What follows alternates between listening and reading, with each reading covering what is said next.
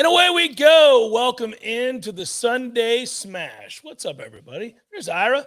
You're looking forlorn, Ira. Baltimore's up, right? I'm No. Am I muted? Are we good? No, I can hear you. I was frozen up a little bit, but no, Baltimore's not There up. he goes. Now we're good. Now we're good. Baltimore's up, aren't they? Incorrect. No, That's they're incorrect. not. They're not. Dude, it was 4-0.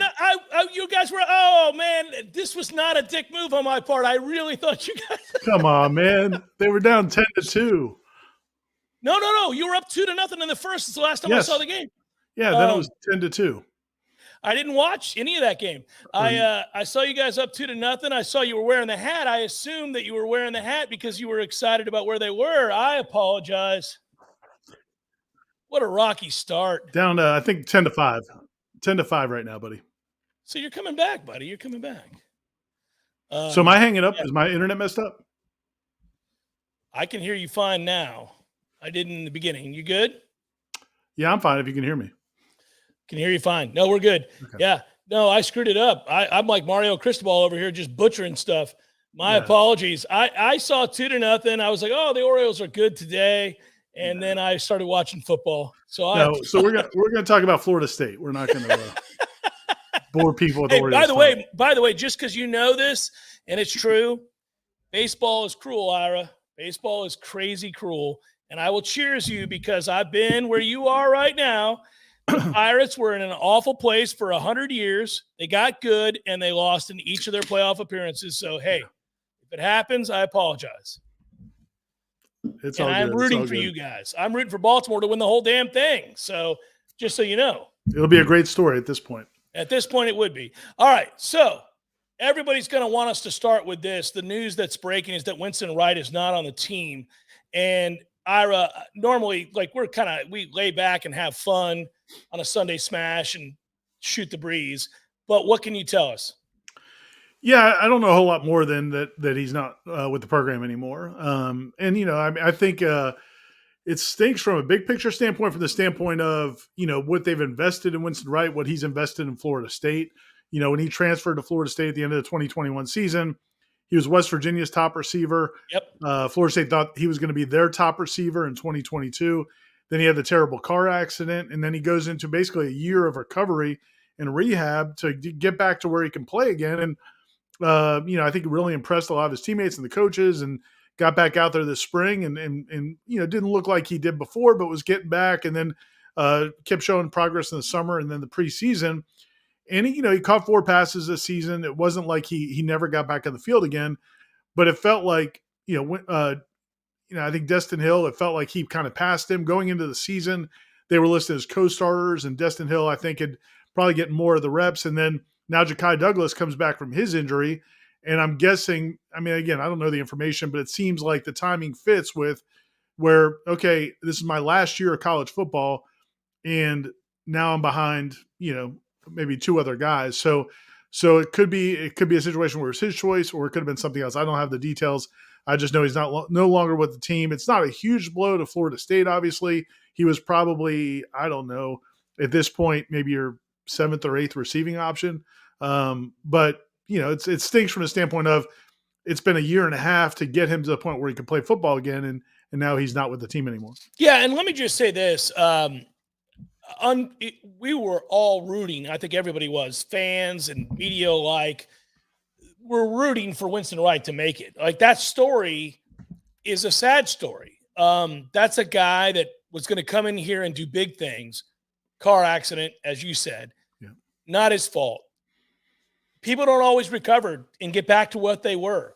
Bottom line is, I do think he got passed over, and he was not going to be a big part of what this team does moving forward. That's really hard to take for the person. It may be one of these things where it's nobody's fault. It's just unfortunate. And I think everybody could agree that it's just unfortunate. Yeah. And, and again, I think from everything we had heard over the last year and a half, he was a good teammate. People in the program liked him. I think they were all rooting for him. So it's not a situation where like it's good riddance.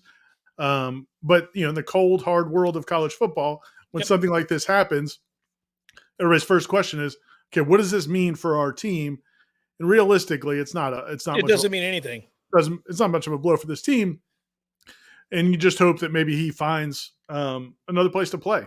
And maybe that's what it's about. Maybe he'll get another opportunity to finish his career. To answer Briley's question, he says in the chat, why leave the team midseason?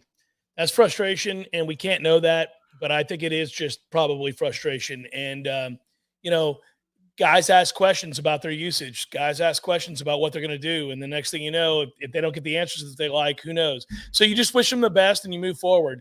Let's get to it, Ira. I think the main story tonight, without question, is what happened against Miami. And we should spend the next hour talking about Georgia Tech Miami. I mean, why would we not spend all of our time making fun of Miami? Because we have an opportunity to make fun of Miami yet again. So, Ira, I'm going to ask you this. This is funny already. Ben's got memes. Ben's got memes. Ben's got meme. Yeah, it's good. So I'm still laughing. I'm looking at these memes. This is so good. So I've got to ask you, were you watching when it went down? Oh, I definitely was watching. Yeah. Yeah. So I was watching as well, and I was tired, but at the same time that was going down, I was watching Arizona clearly make it obvious that they were going to give USC a problem. I'm watching Colorado and Arizona State in the end of that game and thinking, oh, man, this is crazy. But then I see Miami kind of gain control of the game. It was a weird game. Right. They had 400-plus yards. Georgia Tech had 120-something yards. You're kind of watching that going, all right. But then it becomes obvious, like, oh, this is a thing. This is happening. And I thought, what's worse? And then I realized it's not even a question. We were thinking back on the Jacksonville State debacle and not being, in a prevent or not taking a knee. And the answer is not taking a knee. It's not even close. Like, this is as bad. This is coaching malpractice. You could very well lose your team over this. He may have just cost himself long-term the job at Miami. It was funny. I was watching it. Actually, Kim, I'd gotten home from the Florida State game and I was watching the games, and Kim was just kind of hanging out. And she doesn't watch college football a whole lot, but this is one of those where I thought her perspective was pretty funny, and I think a lot of FSU fans will appreciate it because we're sitting there. And after it happened, I just kind of looked to her at one point, and I'm like, as he's running the ball, was it Hasselbeck that was doing the game? I think. Oh yeah, Hasselbeck said, "What are you doing?" And he kept saying it ever better. And so I said to her, I said, "Do you realize what they're doing? How dumb this is?" And she's like, "Well, I just heard what he said." I said, "Yeah, this is crazy." And then he fumbles. And I'm like, you've got to be kidding me. And then they score, and Kim goes, could you get fired for that? Yes. And I said, well, you could, except he has a 10-year, $80 million contract. And she goes, oh, it's a Willie situation. And I thought that was really funny. So think about how stuck they are. There's no way they can fire him. They now have overwhelming evidence that he's incompetent. Can you imagine being in that situation, Ira? Honestly, knowing that you hired a guy because he's one of your own that is overwhelmingly incompetent in game, and you have all the evidence you need to prove that, and there's nothing you can do about it. It's brutal, man. And then on top of that, because like you said, the question about losing your team is, you got to earn that. It's hard to earn that trust back. The players are not idiots. Like the offensive lineman, they show on the sideline, and he's like, why are we running the ball? Yeah. I mean, it's, again, like players don't know everything, just like fans and media. Like we don't always know everything that's, what goes into every decision, but we all know that was a moronic decision. And it also speaks to, man, that coaching staff. And, some of the things you heard about Mario Cristobal over the last year or two since he's been there is about how difficult he is to work with, how ridiculously demanding he is of certain staff members, things like that. Mm-hmm. And then you get into a situation like that. He fired 7 assistant coaches after his first season. And then you see a situation like that where nobody on the staff had the guts to say, hey, Mario, what are we doing here? To me, that's indicative of not a staff where people feel like they can say what they want, because it's a great those point. Other coaches had to know. I mean, it's a really good point you're making, Ira. Just to all the Schadenfreude aside, all the laughter that we could have at his expense, and we will. How awesome it was to watch Miami lose at home. on a BOGO night. You know, the whole thing it's awesome. But seriously, throwing all that out the window, I called a friend of mine who works in college football and a guy that's coached in college football. And I said, listen, I played 1 year of college football. I've been around the game for a long time, but I don't know what the hierarchy is as it relates to what you're allowed to do on the headset. Mm-hmm. So my thought was, because I don't know what you're allowed to do on the headset. Now, I will tell you, and this is kind of weird, it's not the same thing, but wearing the headset for the spring game that year, I got to hear how the communication works. I got to hear how the head coach communicates with the offensive coordinator, communicates with the defense coordinator, communicates with all the other assistants, because they all have headsets on, right? Mm-hmm. And what I learned was that only 2 or 3 guys really have a place on the mic. They're not, everybody else shuts up, Right. whether they have a headset or not. There's a hierarchy. And so the offensive coordinator and the defense coordinator, and of course, like the assistant head coach or whatever, can say whatever it is that they're thinking. Like they can weigh in. Hey, can we get so-and-so in the game? Hey, can we get so-and-so out of the game? Can we run this play? I'd like to see what we're going to run here. So what I realized after calling my friend was basically 1 or 2 guys that are part of that staff could have said to Mario before that play, hey, we don't need to run the ball here. What are we doing? There's no reason to run the ball here. Take a knee. And you're right. The fact that nobody did that, Ira, that nobody said to Mario Cristobal, what are you doing? Because there's a theory that he was trying to get that kid 100 yards rushing. Man. There's a theory that he thought they had a timeout, which makes him incompetent. You're allowed to ask the ref. You're allowed to look at the scoreboard. Like, there's no reason. Well, and then the thing where he goes in his press conference where he says, we should have called the timeout and recalibrated. Recalibrated is what. What do you have to recalibrate? You are on a headset. You have a microphone. There's no recalibration, sir.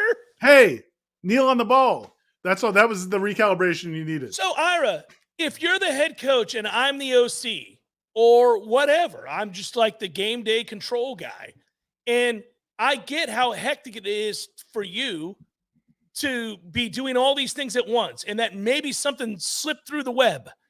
I'm going to say to you, as a loyal employee who you're paying handsomely, Ira, hey, man, don't get mad. We don't have to run a play. Kneel. The math is on our side. Just kneel. And if you get mad at me for usurping my authority, you can get mad at me. But I'm not going to let you run that play. I'm going to say, Ira, we don't have to run the play. So I don't know how that didn't happen. It's crazy. And then in the press conference when he talks about the kid needing to put 2 hands on the ball. Oh, you dick. Don't Mario, do that. what are you doing? Don't do that. We talk about 2 hands on the ball. Oh, man, can we talk about taking a knee? I mean, what? Now, listen, by the way, out of curiosity, your thoughts on this. He's down, right? Oh, he's definitely down, but what are you going to do? The replay wasn't quite conclusive. No, I'm not mad. I think it's awesome that they screwed him worse. For sure. Yeah, but he's down. Yeah. I thought to myself, and I almost tweeted during the replay, like Miami deserves to lose this game, but they're probably not going to because they're going to reverse that. But then even after that, like the best thing about sports is even after that happens, and then even after the replay doesn't overturn it, which it probably should have, but they didn't have a great angle, whatever. The fact that their quarterback, who hadn't thrown for a lick the entire day, I mean, what are you? And then the touchdown pass where the safety number 5 is flying up. It was like, where are you going? Oh, also, by the way, how great is it that their fans are throwing bottles? Bottles as he's scoring. Like they're seeing the play develop and they're already chucking bottles.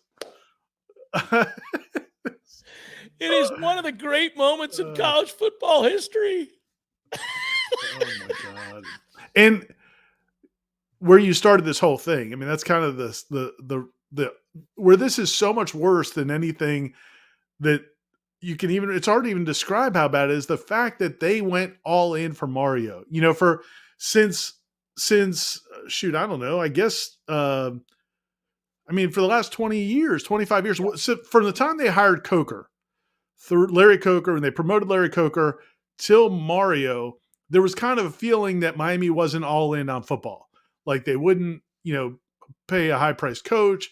They would, even when they got Mark Richt, he was kind of sort of on the scrap heap from Georgia. Like the question was, is Miami, how committed is Miami? And then they went to all these donors a year and a half ago, 2 years ago, and said, look, we can get Mario Cristobal. We can get a really good staff. We can give him all these analysts. We can build up our NIL coffers. It's not just the one guy, Ruiz. They've got other people investing money in NIL, and we can make it happen now. But now they sit here to the point you just made, and now they come to this realization and find out he had the same thing happen to him at Oregon. Dude. It didn't learn from it. That's got to be just crushing. I remember the Oregon-Stanford game. I didn't. I still remember it. I said it last night while I was watching the TV. I go, he did this against Stanford. Like, that can never happen. That can never happen. I get that fans like to think that we could coach. Right. And we can't. There's a lot of stuff that goes into coaching that we could never even imagine. But I will tell you that all of us would have gotten that right.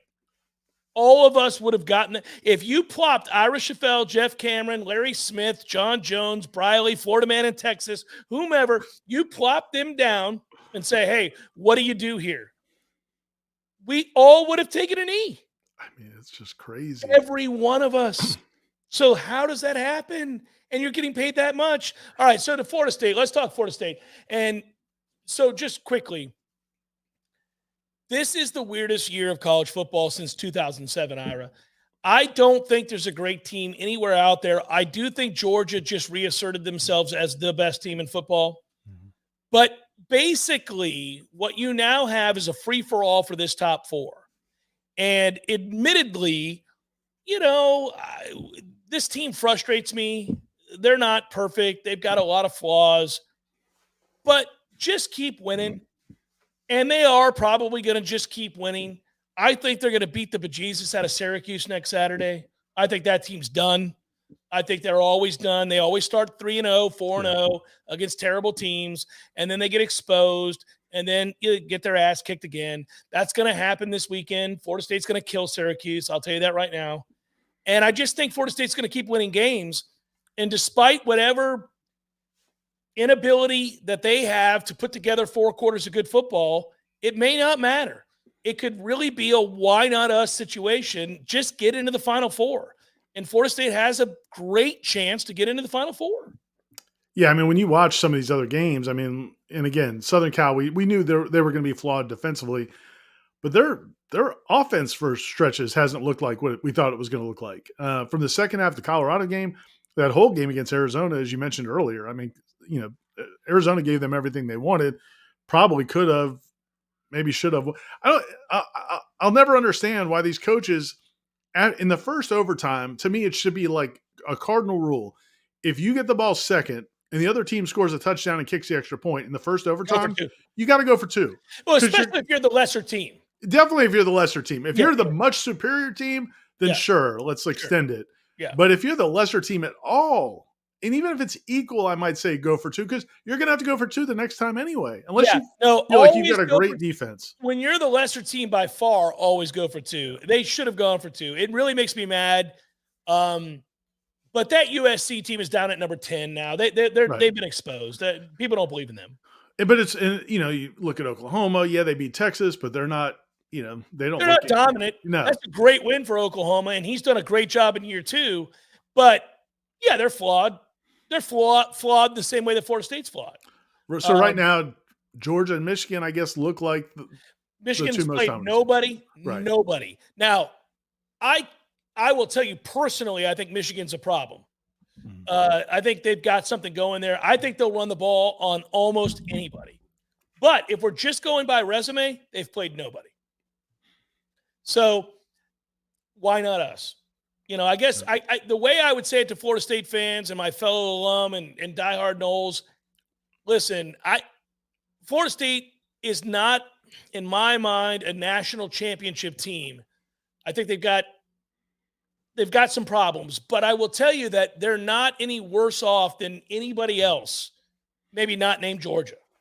They can get to the Final Four. They can get there. And if you get there, Ira, you can win. Yeah, and I also think it's almost like so what do you want the regular season to be? Do you want it to be just 13 ass kickings, and I'm sure that would be great, and that would or 12 ass kickings in an AC championship game blowout, and that would be more fun for sure, no question. But if the goal is to get to the playoff and then win the playoff, well, as long as you keep winning and keep getting better, Yep. then that's there for you. Like that is the goal. Nothing has changed. Florida State can, again, like you said, I mean, Florida State, they would have to play much worse than they played at any point this season, other than maybe like the second half against Boston College or two middle quarters against Boston College for them to lose to Syracuse. Oh, they're not going to lose to Syracuse. I'm saying like it would have to be a not. debacle. It would have to be Yeah. a debacle. Yeah. You like their chances against Duke. You like their chances against Wake Forest. I mean, so as long as they keep getting better, there's not a ton of risk. I mean, I think that's the argument people would make is, oh, well, we're not going to play a complete game. We're going to lose. Well, you probably have 3 or 4 more weeks before that's a real danger, as long as you don't play terribly. So keep getting better. And I thought this week, other than that second quarter, and that was a weird quarter, I thought they looked better overall. I just always think there's something that is weird about us. We're never, if I'll take on the role of as a fan here, I'll just say I think that we're broken in some ways and we're also really good in a lot of other ways. And it's a weird team to watch. They've still not put together 4 quarters. Right. We just have not seen it. But it doesn't mean that they're bad. I don't think they're bad. I struggle with how to categorize this team. Like on the one hand, I think they're probably a lot better than they've played, and they're 5-0. On the other hand, I think they're not great in some areas, and that could be exposed. But then again, when I look at the landscape, and we keep talking about this, there's only 1 or 2 teams that might expose that. So just keep winning. Yeah, I heard actually Kirby a week or 2 ago. I was listening to him in one of his interviews or press conferences, and he was saying that he was asked a question about college football, the state of college football, and he said, just my opinion, it's not as good as it was. I don't know what he said, I can't tell you why. I'm not going to tell you it's because of the portal or because of, I don't know why it is. He said, when I look around at the quality of play around college football, even the SEC, it's just not what it was. So that's good for Florida State. Yeah. I mean, hey, Ira, they've won 11 games in a row. Right. Exactly. I mean, like, I get it. I get that my harping on some of the weaknesses of this team in some ways is ignoring all of the weaknesses of all the other teams. Like if I do that, I just want us to be great. And I think the potential for Florida State to be great is there.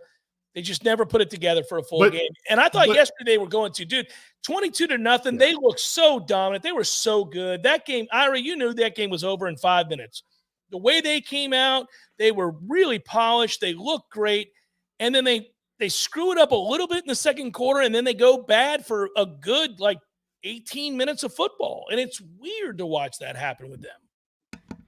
It was also, there were some weird circumstances involved there. Oh, they got screwed. And I'm going to tell you, I will, I push back on this all the time. And I disagreed with Tom last week. He went on and on and on about the calls against Clemson. And I was like, whatever, man. Holding's a you problem. Mickey Andrews is right, whatever. But what happened yesterday is criminal. And they cannot do that. That is wrong. First of all, that's not roughing the passer. It's nothing close to roughing the passer. There's not a single element of that play that is roughing the passer. Not one. And the reason I bring that play up is because if you don't call roughing the passer on Byron Turner right there, that's an interception, one of the great athletic plays you've seen in a long time, interception. Florida State's going to go down and make it 29-0. At the end of that game, it's going to be 66-10. Right. So you robbed Florida State of doing what they were about to do by allowing that to happen. That said, if I'm not mistaken, and I haven't checked the game log, but I think I remember this, Ira, that ends up being a 16-play drive in which Virginia Tech takes up the entire quarter. You got to be better than that. Yeah, and there was, a bunch of 3rd and 4s that became 4th and 1s and then got converted. I think they might have converted. The big dude running the ball, right? Yeah, several 4th downs in that sequence. Three of them. Yeah, and so none of that's good. And they also had put in this isn't an excuse, but they put in a lot of second team guys for that drive, and I don't know why. you can you can argue that, hey, maybe don't do that until the game's a little bit more decided. But regardless, it's at the end of the day, like you look at this team, and I think like you said, they're in very good shape. I guess I would push back a little bit on the people who think this should be a team that looks like the 2013 team, Oh, well, because no, they're that's not not. fair. That's not what they are. No, by the way, Like, that 2013, I'm going to say it definitively, Ira. That 2013 team would beat this team by 30. I don't know about 30, but I think they would. I think they would beat them 9 out of 10 times for Well, sure. it wouldn't be a close game. But go ahead. Yeah. But my point is, like, you want that dominance, but that's not who this team is. Like, they're not that team. And Right. with this, and if you go back to the construction of this football team, how you go from where they were 2 years ago to where they are today was heavily in the transfer portal. But again, these were not all superstar, 5-star guys that you got from Georgia and Michigan and Ohio State. I mean, a lot of these guys were picked off of UTEP and Lamar, and I mean, these schools shorter, and so I mean, it's not like this is an all-star team. It's so much better than what it was, and because it's so experienced, and because it's deep, you should win most of these games, and you might win them all. But it's not. I don't think it's constructed to be an unbelievable team. Yeah, and I think that's a good point you're making. I think I have to remind myself of that, by the way. I think that they're a good team. He's gone from a team that won 5 games that really would not compete with the best teams in the country to a team that could win 12 games and would compete with the best teams in the country. I mean, that's the best way of saying it, right? Like, think about it. They would compete against any of these teams. Like, if they played Ohio State tomorrow, that'd be a good game. If they played Michigan tomorrow, that'd be a good game. I agree 100%. But like, think about just a couple of key positions in some of the comments in chat. I think people are on the same page with us. Think about, like, so you went out and got Tatum Bethune at linebacker, and I know he didn't really play yesterday, but he's become, one of your best starting linebacker for the last 2 years. Was the second leading tackler last year behind Jamie Robinson. Might end up being your leading tackler this season. You got him from UCF. You didn't get him, and so you're playing against a Clemson team that has 2 NFL star linebackers, 5-star kids that they recruited out of high school. So that's just that part of it is, and this isn't like downplaying or excusing the coaching or anything like that, but I think we all just have to check ourselves about the overall, like, true talent. Yeah, it's a weird, like, I feel like you and I have come to an agreement on this. Like, we've been at odds for much of the year, and now we've kind of come into an agreement on this. Like, I've said for a while that once I recognize that Florida State is a playoff contender or has a chance to do something special, I now hold them to a standard of being special. And they're not special. They're good. They happen to be good at the right time, because not only did you get momentum and people investing back into the program, that was a great crowd yesterday. I was in the stands yesterday. It was awesome. Looked awesome. Yeah, it was awesome. And they were loud, Ira. It was good, man. It felt good to be there again. Like, I was there with my kids. I had a blast. And they frustrate me. I want them to be great. I think they're good, but I don't think anybody's great this year. Maybe Georgia is. If they're going to start doing that, then they're going to be a problem. But bottom line is, like, Florida State's not any worse off than the rest of the teams vying for the college football playoff. And to go from where they were at 5-7 and to really be in desperate need of having a positive season like they had last year, to being a team now that we nitpick about how good is their good. And they've won 11 straight games. They've won 11 straight games. They might be there. We're right around a calendar year. It's been a calendar year since Florida State lost a football game. Yeah, and that's huge, because you do have to recognize that. Like, I understand that I have to recognize that. At the same time, I do feel a need to be fair and honest with everybody and say, like, do I think this team's the best team in the country? I don't. But do I think that they're good? Yes, I think they're good, and I think they can be better than they. And I think Mike believes they're going to be better. You can see it in Mike, the way he talks to you guys in the press conferences afterwards. Like, he's frustrated, but he's happy. He's both. Like, I thought that was interesting yesterday watching him. And oh, by the way, he was right. Like, I don't bring this up. Go back and check the tape, everybody. I don't bring up this stuff about officiating very often. That was nonsense. That was nonsense, man. We got to stop that. You cannot. And that happened across college football yesterday where you could not hit a quarterback. Like, what doing? They play the game. They're part of the game. That's not roughing the passer. It's just not. Well, I can't remember what game it was last week where they threw a kid out for targeting when he hit somebody in their thigh with his helmet. Like, I know you're not supposed to use the crown of the helmet, and I know you want to get that out of the game, but he wasn't trying to use the crown of his helmet on the kid's thigh. It's just how would happen in the course of a football play. Yeah, and I think we've gone too far, and God, you can extrapolate that. But I just, it's so frustrating. Look, the bottom line is this game is played very, very fast, and it's played very, very violently. And that's the game. The game is violence. The game is speed and violence. It's toughness. It's aggressiveness. And that's why you're wearing a helmet, because it is dangerous. It'd be like asking a NASCAR driver, can you drive 70? Mm-hmm. Like, the answer is no. Like, this is our game. This is what we do. We race. We go 200 miles per hour, and it's dangerous. And you think about the play last week with Kalen DeLoach against Clemson, or 2 weeks ago against Clemson, where Kalen DeLoach, he separates the ball from the quarterback because he's running full speed and projects himself into the guy, runs through him. That separates the ball. So that's what you're doing. Like, if there's a pass over the middle, that's what you're doing. You're trying to separate them from the ball. So, that is part of the game. What also bothers me about officiating, though, the officiating overall, and I tweeted about it, Dino Babers, I don't know if Syracuse got bludgeoned by North Carolina, but there was a play early in that game where I think North Carolina ran a fake punt. Yeah. And the line they had to get to was the 42-yard line. Dino says he was standing right there, and it didn't look like the kid got there. But they automatically, without measuring, because college football, whatever, we don't ever measure anymore. As soon as the play, they're just telling the chains if you got close enough. Ira, I'm glad you're bringing this up. I didn't see Dino Babers' thing, and I'm sorry to interrupt. Yeah. Why did that fourth down that they went for Virginia? He didn't get it. Corey and I were talking about it in the press box. They just immediately, if you get close, they just start waving. Dude, he did not get it. He did not get it. I went back and watched it. He didn't get it. It's not close. And so, and then conversely, on the long run on 4th and 22. The Virginia Tech coach thought that he might have gotten it, and it didn't seem like they really reviewed it. But anyway, the Dino Babers thing, what was so infuriating for him, and I'm not even a Dino Babers fan, but I understand where he's coming from, was he's yelling at the ref. He's like, he didn't get there. And they're like, oh, we already reviewed it. It's already been reviewed. He's like, well, I want to challenge it. And they're like, don't challenge it. It's already been reviewed. He made it. So then he was like, I don't care. I'm challenging it because I want it on the record. Because I was standing there and I saw where it didn't go. So he challenges it.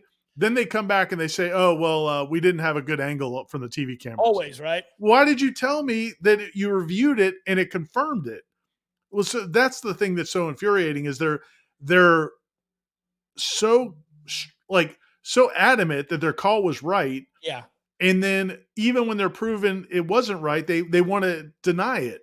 And it's like, man, just get the call right. It's not about you guys and whether or not your call stands. It's about getting the game right for the people that are competing. It's infuriating. It is infuriating. And there is a problem with officiating right now, just in general. I don't know that football knows what it wants to be, and they've tried really hard to regulate things and legislate things that just, listen, we got to accept that there's a certain level of violence to this game. And people sign waivers, and people understand the deal. Like, I remember getting physicals every year and going out and playing and understanding. Like, my parents had to sign the deal. My kids currently play football. I've signed all kinds of things saying that I understand they could get hurt. That's the game. And you cannot – and I hate blaming refs because I think it's a hard job. Like, there's really – if you've ever been at field level, and I know you have, Ira, but if you've ever been at field level and you watch these guys, these athletes are the best athletes in the world along with the NBA. And it's crazy to see what they do in such a short period of time. And the violence and the speed is nuts. So you're going to miss some things. You're going to miss some things. And I'll forgive them for that. But our efforts to ensure the safety of certain players regarding hits, they've gone too far. And football is a game about hitting. It is a game about violence. It is a game about intimidation. It is a game about sticking your head in there and being courageous. And as soon as you take that away and you make a defensive player have to think about what they're doing as they come up and tackle, you're dead in the water. Because I've got to play like a bat out of hell. I had a coach tell me one time, we were doing Oklahoma drills, Ira, and I was very young. I was in 8th grade, and I was kind of scared to get in there because it was a bigger kid who was about to kill me. I mean, I knew he was going to kill me. And we do these Oklahoma drills, and we had 2 guys laying flat on their back, and I was the ball carrier. And these 2 guys get up, and he threw him aside, and he's, 50 pounds more than me, and I'm supposed to run through these pylons. So I get drilled, and I get up, whatever, and I hand the ball to the coach, and he pulls me aside, and he says, listen, you're always going to have to understand this about football. It is violent, but you give what you get. You have to exert your energy back into him so that you don't receive all of his energy. You have to give some back. And it's the only way you can protect yourself. So why do I bring that up? Well, I bring that up because all players are always going to go at full speed. And if you go at full speed, you do not have time to think about, is my head position just right? Am I landing on this guy in a way that's fair to the, you can't do that to guys. To say that Byron Turner landed on him is the dumbest ass thing I have ever heard. Like, what's he supposed to do? I heard you and Corey talk about it afterwards. Like, is he supposed to do a somersault? Exactly. Or just fly sideways. Yeah. The other thing is, in just watching the way the referee listened to Mike Norvell, because Norvell was killing it. Oh, I saw that break. He was insane. Yeah. And the guy just wore it. Like he just nodded his head. Like he knew, because there's like 3 or 4 calls in a row that went against them. Calls or non-calls. Hey, real quick, we got so quickly into the Miami stuff, making fun of Mario. We didn't talk about Russ Vortis. Yes. Yeah, and that's my fault completely because I got so excited. Sorry. And I butchered the beginning because I thought the Orioles won. I apologize. I assumed I saw the head. I was like, I was just pumped, and I screwed it up. Hey, Russ Voorhees is the sponsor here. Voorhees is awesome, and we thank Russ. And I apologize to you, Russ, if you're watching right now. I screwed up the celebration of your sponsorship and our appreciation of it. Ben, fire it up, baby.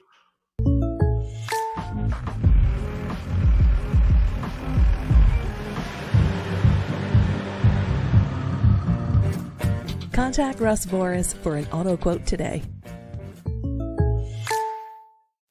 You know what they need to have? You know what they need to have in college football? It would be perfect for Mario Cristobal.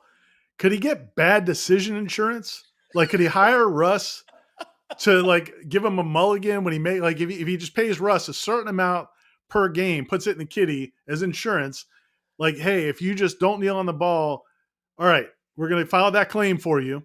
And I think Russ would take care of him. Russ could come through. Maybe it's a new industry for Russ, a little college football coaching insurance. Dude, and Russ, if you're in town anytime in the near future, I owe you a beer because I just totally blew past mentioning your sponsorship because I'm a jerk. And I was so excited to talk about Miami screwing things up. So I just blew it. But thank you, Russ. Everybody that's watching, you can do us a solid. Make it up to him by checking out his website, russvortis.com. And finding out information. He represents clients throughout the Southeast, Florida, Georgia, and Alabama. He's got 2 offices over in the Jacksonville area. So if you live in that part of the state, you can go by and swing by and talk to them in person, or you can check out their website. So what do we think now? It's getting interesting. Next week it's Syracuse. Ira, I really don't think that's a competitive game. I don't think Syracuse is very good. I think they're probably walking in here on the verge of packing it up. What are you looking forward to this week, and what should we, obviously we got great coverage all week long. What do you want to pay attention to? Yeah, I'd like to see the running game, see some validation of what we saw. Beyond the big play, right? Yeah, because Saturday they ran for 280 yards, but so much of it was on big plays. Trey Benson had 200 yards on 11 carries. 11 carries. An 85-yarder, a 62-yarder. Toafili scored on a 28-yarder, 28-yarder. Again, you'd like to see some more continuity there. But, from a standpoint of giving those guys confidence, it was big. But again, it wasn't like Virginia Tech's not a very good run defense. They're very not good run defense. They're awful. And so, you don't know how much you really got out of that. So you want to see that. It was good to see Robert Scott play some this week. You want to see how he comes through that from a health standpoint. Dent got in the game, yeah. Yeah, Akeem Dent played a lot. Like how those guys came through it, that's all positive. And then I think Johnny got banged up, so you got to see him come back. So there's a lot of little things, but again, I think overall it's about just trying to play with focus and execute well, play with focus, play with that emotion, that energy we saw in the first quarter Yeah. as long as you can. Can you do it over 4 quarters? Because it's almost like the season's reversed. Like Florida State we lamented the fact that Florida State didn't get a preseason, like Georgia or Michigan or some of these teams that really front loaded with a bunch of teams they could get better on. Florida State didn't have that benefit, but that's what this month really could be, especially if Duke doesn't have their quarterback. This could be a chance now for you to really fine tune for that stretch run. Because November, I mean, Miami, well, who knows what they're going to look like by then. But going to Gainesville is going to be a challenge without question. It will be. And, Pitt doesn't look like what we thought it was going to look like. But, again, you just want to keep getting better for December. So I think it's weird, too, because I think there are a lot of little pockets of times where we watch this team and they look really refined. Other times they look disjointed, convoluted, struggling to figure it out. And we just want to see them play 4 quarters of good football. Now, I don't mean to say that, like, if you dominate for 3 quarters and you put all the backups in the fourth quarter, I'm not going to count that against you. I do think it's interesting. They are really efforting, Ira, to get a couple of guys more reps. You're starting to see that on defense in particular. And I kind of like it. I mean, I listen, I think Hussey's going to be a star at some point. And that was an awesome hit, but I actually think it portends of who he is moving forward once he understands what they're doing. And then you and I have talked about the linebacker position for a long time. I think they got a dude, and they're trying to force feed it right now. He didn't have a great day yesterday, but I think they're trying to get him out there, and they're getting closer and closer to just deciding to play some of the upper crust freshmen. Yeah, and in that comment, Ben, if you could put that comment back up there that you just had up from Joseph, he said, I was a little disappointed in the defense and some of the tackling and lane integrity. That was kind of the weird thing about that game also, was that there were moments where Jared Verse and Patrick Payton looked incredible, looked like shot out of a cannon, and Verse gets the 2 sacks. There were a couple plays for the other defensive linemen, but then there were other plays where, it wasn't, the consistency wasn't there. Yeah. And so that part of it is when you're debating how good could this team be? Well, that's not a talent issue. Can you do your job? Can you stay in your gap? Can you control your area? That's a little bit different. So it was a weird game to me in that there was like flashes of like great plays and then plays where, just it didn't look as sharp. And I get when you're playing at Blake Nicholson and you're trying to get a kid a bunch of reps because you think down the line he's going to be really, really good. And he might look green. He might look bad a couple of times. And I get that you're trying to do it with some of the other guys too, but they're just not there yet. And so there is inconsistencies that are going to frustrate you. And it's also frustrating to see if the veteran players do that. I keep waiting for that day where we're talking to each other in a setting like this or on a Monday JCS or Seminole headlines. We're like, there it is. That's what they look like when they're all operating at peak efficiency. And, maybe we'll be saying that all year long, but if we say that on our way to 12-0. You give anything. Corey's big thing last night was he was impressed by the fact that they did, after they lost their focus or whatever and let Virginia 22-17, you're like getting worried. He felt like it was good. It was a good sign that they actually reversed that late in the game, because at Boston College they didn't. They just kind of let it bleed out to the end of the game. I don't know. I guess I buy into that, but I also think Trey Benson hit 2 long runs. So I don't buy into it, Ira. I'm with you. I don't think they did that at all. I think they gashed a terrible run defense with an elite player who just made a play. Mm-hmm. 2 really long run plays changed that game for good. Now, the argument is, well, they still have to make that play. Yeah, and they counted. Yeah, for sure. Yeah. But I just think that those are basic calls, and he just made something incredible out of something that was just basic. And maybe he's capable of that. I don't think he does that against Georgia. I don't think he does it against Ohio State. I don't think he does it against Michigan. So you got to still find more consistency within the offense and balance. But, I will say I've been begging for them to get this thing going. He had 200 yards rushing. I'm going to shut up. What if next week he has 10 carries for 207? Are we doing the smash and I'm bitching about our run game? What am I supposed to do? I do think from that standpoint, that can only be good for him, because, I mean, man, again, he he didn't get off to a fast start last year, but there were no expectations last year. This year, there were expectations, and he had, in the first 4 games, he had less than 200 yards total. Now, Mike Norvell pointed out he did have, I think, like 3 catches for 50-something yards at Clemson. Right. So he was a factor, but he just couldn't get the running game going. And the other big issue, I think that I haven't watched the game back. I just watched it when it was live. I haven't gone back to watch the replay yet. But some of the offensive line issues, some of the pass protection issues, like that's a little disconcerting. Well, I will tell you, I said in the pregame show, to your point, sorry I interrupted you, but no, go ahead. You're making the point, and I think it's true. I think we have to accept that this offensive line is not great. It's pretty good. Yeah, that's the way to say it. It's pretty good. It's not great. I don't think it would be a plus offensive line against a really good defensive line. I just don't think it will be. I think we saw it play a good defensive line, and it wasn't. And I think if we see it play another good defensive line, it won't be. Is it good enough to go 12-0? It might be. It might be, and that's fine. Does it suck? No. Right. And they're not totally healthy yet. They're still not healthy. So, can I see a Bless Harris at right and a Robert Scott at left and a healthy Maurice in the middle? Can I see that at some point this year? Because if I do, maybe they're better, right? But they haven't been that. Yeah, and I think yeah, that's a great point. And like there are certain, like some of them are limited in certain areas. Like Keandre Jones, I know people got excited about a couple of his blocks in that game Saturday, and he did. I mean, if he gets his hands on somebody, that is a powerful, powerful dude. Big man. But the question is, can he do all the other things they want to do with their offensive linemen athletically? I don't think so. Yeah, and then you've got some other guys maybe who are more athletic, but maybe are not as powerful. So it's just I think they're still trying to figure out. Again, I think so much of that first month was just surviving, winning those games, figuring out a way to win those. You had 3 games on the road basically, and 2 of them against a pretty big time competition. Now you've got this, 3 or 4 weeks to really kind of get things better. So we'll see. Maybe that'll continue to improve. I still have confidence in Alex Atkins and that staff. I think they can figure it out. But to your point, yeah, what's the ceiling for this offensive line? It's not going to be a great offensive line. No, and I think at the end of the day, if we were going to pinpoint something that was going to be their downfall, like if they don't win the national championship, it means they're going to lose a game somewhere along the way.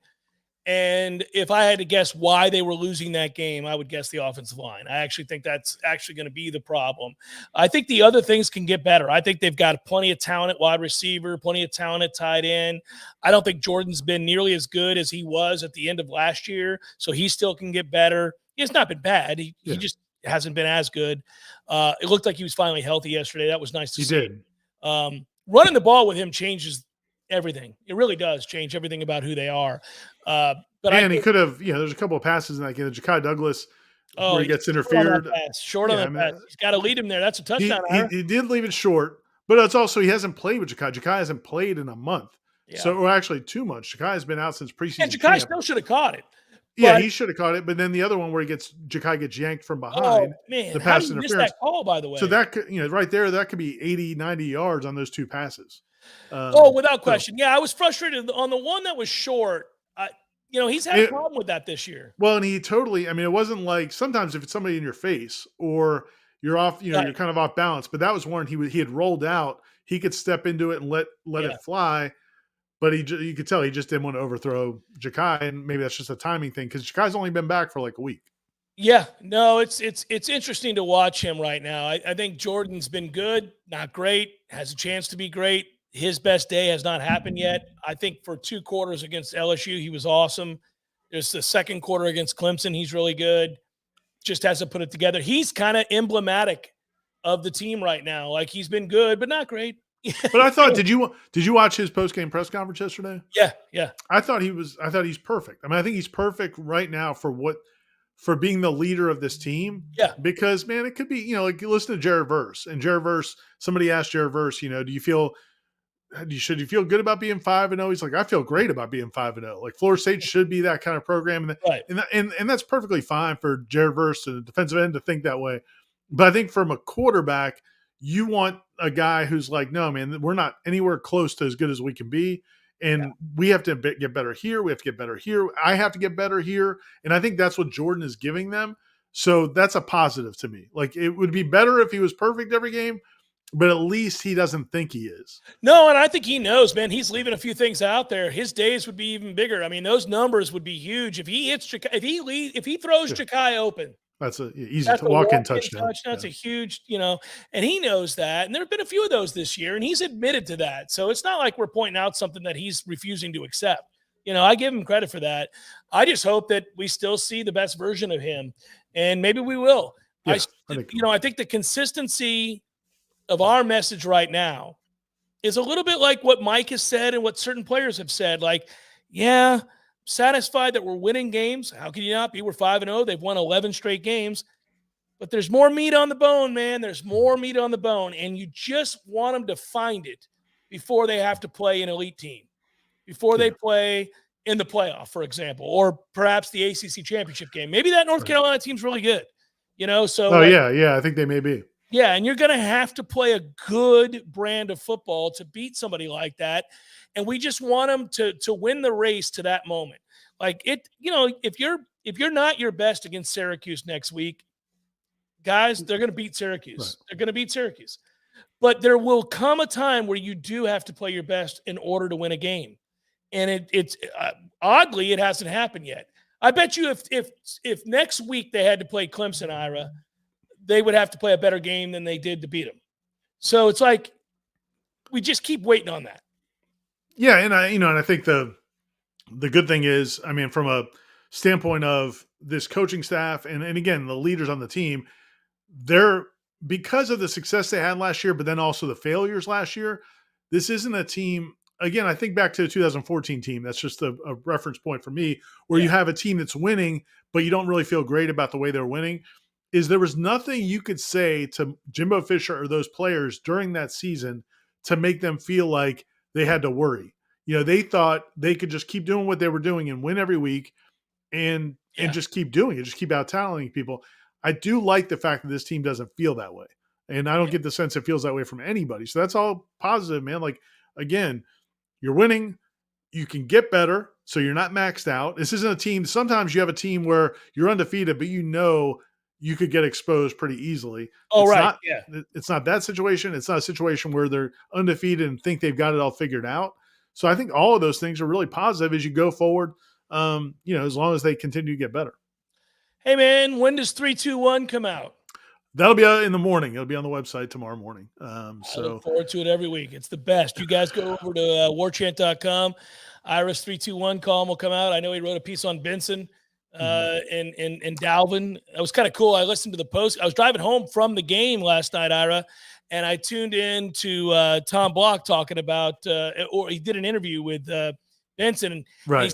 He goes, I don't know if you've talked to Dalvin. He's like, Dalvin just texted me. I was like, that is so cool. That was great. So that is cool, man, especially for Dalvin, because he's a guy that he's come back once or twice. He hasn't come back a lot. Because guys, when they're in the NFL, they don't come back a whole lot. Tough, yeah.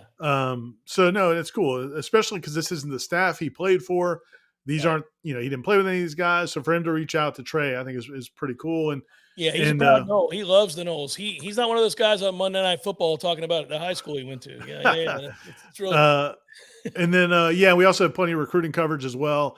Matt and Michael out there talking to those guys. They had a big recruit, 5-star LJ McCray, defensive lineman. Out of Daytona Beach, who took his official visit this weekend. So that story's up on the site. KJ Bolden, the big 5-star DB who's committed, was here as well. And so we'll have that more coverage on that coming as well. And then tomorrow we'll be back at game week. They'll have press conferences tomorrow afternoon, and then we'll be covering practice later this week. Yeah, and then we got Seminole headlines on Tuesday, JCS tomorrow, 1 to 3. I'm sure the guys from Wake Up Warchant got their podcast getting ready to go up and all that good stuff. So plenty of more content, another home game. And in the interim, you can look at this video and laugh your ass off and enjoy the fact that Miami somehow, some way found a way to lose a game that was impossible to lose. And I will never not be satisfied by that kind of a result. So, Ira, brother, appreciate it as always. And Ben, great job out of you. Go watch Dallas and San Francisco. Ira, I truly apologize. I I It's all right, butchered buddy. the baseball, dude, and I did not mean to be an ass. I thought you were messing with me. I was like, all right, No, that's cool. and it would be. I get it. You thought I was being a Yeah. sarcastic. I was not. I legit. I saw 2-0. I was like, oh, they're gonna win because I don't.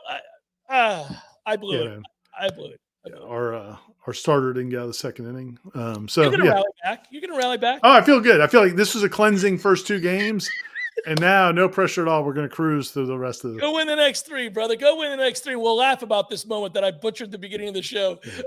For Ira and Ben, I'm Jeff. Thanks, guys. Thank you, guys. Peace.